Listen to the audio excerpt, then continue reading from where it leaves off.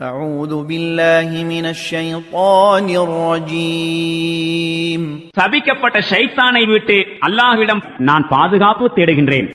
من المؤمنين رجال صدقوا ما عاهدوا الله عليه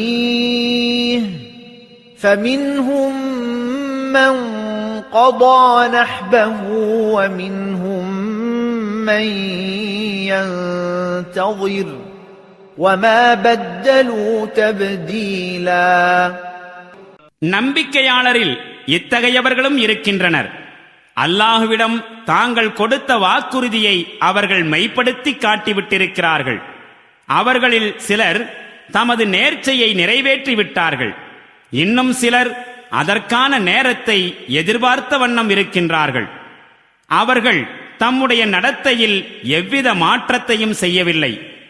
ليجزي الله الصادقين بصدقهم ويعذب المنافقين إن شاء أو يتوب عليهم إن الله كان غفورا رحيما.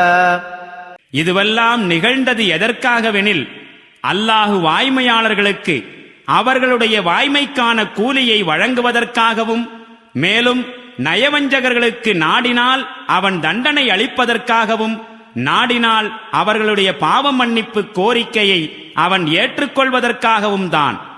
நிச்சயமாக அல்லாஹ் பெரும் மன்னிப்பாளனாகவும் கிருபை மிக்கவனாகவும் இருக்கின்றான்.